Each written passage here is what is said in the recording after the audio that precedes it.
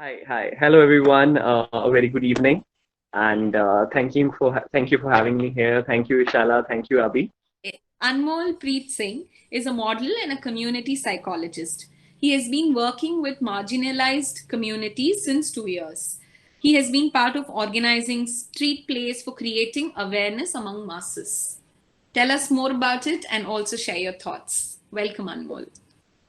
Like for the last 6 months, I was working in a juvenile home that is in Bangalore, that is correction home for boys, and there have been different experiences there and a lot of knowledge which I think I wouldn't have gained outside. A lot of experience which makes me grounded when it comes to looking at people and looking at such situations when it comes to sexism, when it comes to patriarchy, when it comes to misogyny. So just like to start directly with that. So let me take you all back in time. In the words of Monica Gogoi, just at the time when this boys' locker room case came up, there was a post which said, "Remember when they made that sitting arrangement of one girl and one boy? Remember when they made boys sit between two girls as a punishment? Remember when they defined skirts' length? Remember when the when when they told girls to wear loose shirts and sports bra? Remember when girls in a class stained their skirts at times? They were hushed and sent to washrooms.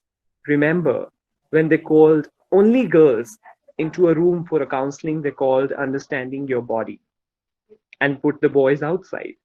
Remember when they gave that look when you talk to a boy alone?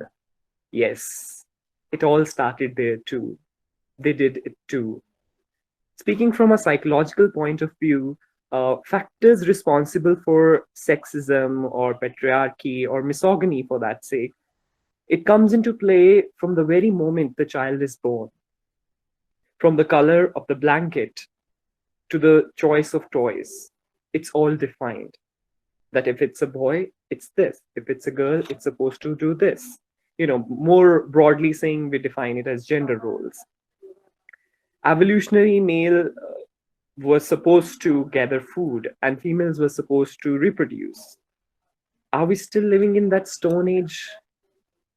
Even in 21st century, the roles haven't changed much. Have we really evolved? Every second meme page on Instagram or on Facebook is busy posting either pictures of girls with big breasts, telling how exciting it is, how sexy it is, or name calling the boys who made TikTok videos. This has gone so much of extent where people have started lynching and hunting those boys who make TikTok videos. It would be unfair of me to blame only one gender here. Like you were talking about Sachin Atulkar, the comment about that how handsome he is and how fit he is. I think when we look at society in a way where the beauty for the female is defined with the color of her skin, with the color, with the size of her breast, with the size of her pelvic region, and this body structure. And when it comes to males, the same is being defined when it comes to the fitness, when it comes to the color of skin again, and the facial feature. So I don't find any much difference happening there when it comes to sexism, the point of sexism, because again, males are also being objectified for their bodies, being it fitness. Again, the like you said, the female officers were not appreciated for their works. Same way, the male officer was also not appreciated for its work. He was appreciated for his looks, which again comes to the same point that here, whom are we trying to blame? Whom are we trying to change here?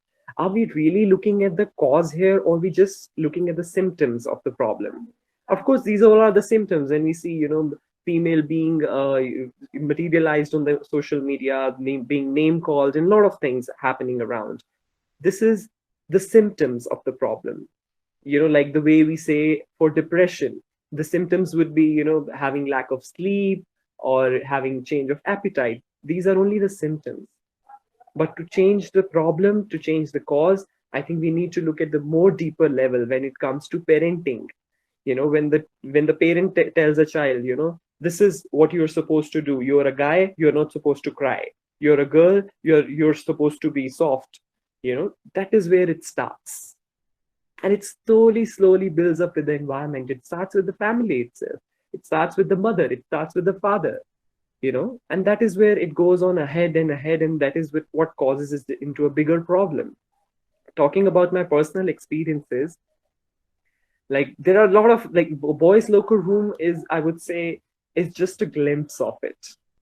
It's just a glimpse. It is something which happens around every male, every second, right? And there are moments when you feel like, why are you saying this? You should not say this. This is really wrong.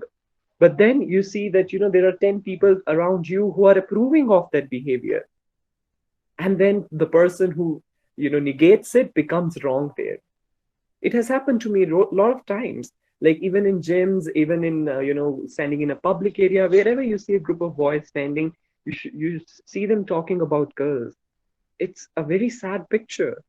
And when you talk them out that, you should not talk about these things, this is not what it is, this is how it is, they feel so offended, and they try to attack you for that. The problem here is, I think the cause here is with the brought up, how how a male or a female is brought up in their families, in their societies. I think that is where it all starts. That's all. That is the whole time I would take. Thank you.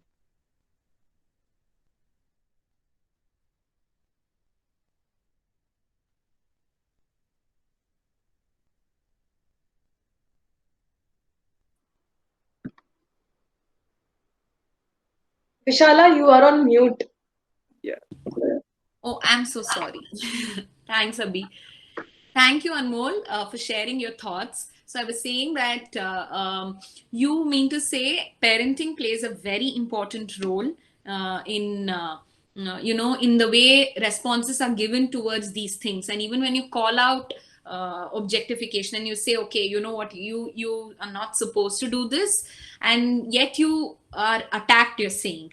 And that is quite sad that even if you're correcting someone, that attack has come through. Can you tell a little more about that? What kind of responses you have received previously in your experience when you've tried to call out sexism? Yeah, sure. I remember from my school times that I was always involved with both the genders, and it didn't make much a difference to me while I was sitting with a girl or I was sitting with a guy. So most of the times, what used to happen was, when I'm sitting with a group of guys, the whole conversation used to be about the same thing that we saw in the boys locker room, about dress, about having sex, and all those stuff, which is in a way very normal for a teenager to talk about.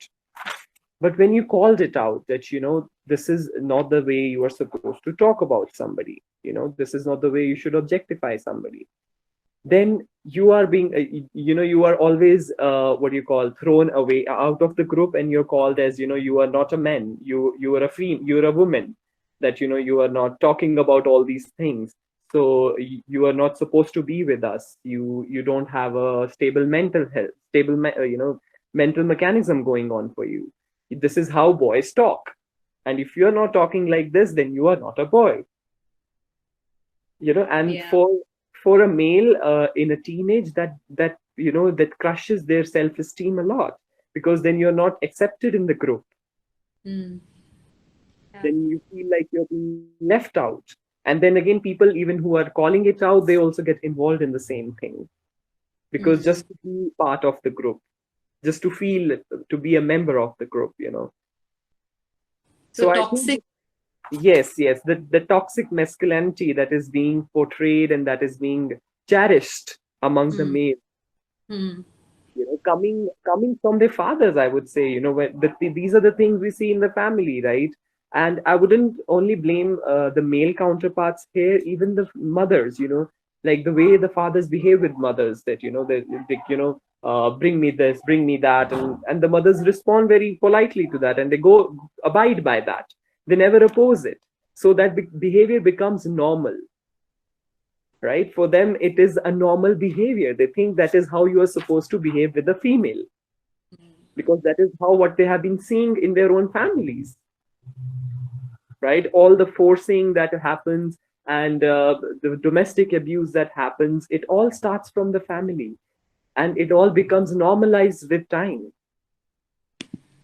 Yeah, sort of. There's a mirroring of behavior, and there's also this coolness that revolves around talking like this about women, objectifying women. And if you step out of that mold, then it's uncool. You're not a man, and then there is peer pressure. So a lot of factors playing on that one behavior, and that in turns, and if it's not changed in one generation, and then it goes on and on, and it's that's why it becomes more imperative to talk about this toxic masculinity and assumed femininity, I would say, and bring more awareness about what is real and what is not really there. And it's yeah, thank you Yes, so much, Anmol. thank you, Vishala. And adding on to that, I think more of the work needs to be done on the school levels. Like when we talk about the sex education that we have, we don't really have. Yeah. If something can be done on that front, I think that can make a huge difference in this thing. So thank you. That's great. That's great. I think yes, the conversation has to begin at the school level. That's where the thoughts are getting shaped, and that's where there's more interaction, and all this peer pressure and all arises from there. So yeah, that's a good thought. And while we are talking about conversation about schools, I'd like to say that Durga is in a way trying to do that. We work with schools where we sensitize children about gender, and from there we talk about stereotypes. We engage with them in these conversations about, okay, cooking, or anything that is it typically someone's job? How many hours does mom work, dad work? I think these conversations can take us far about in actually changing the way the generation speaks. Thank you so much for emphasizing on parenting and peer pressure, Anmol. Thank you so much.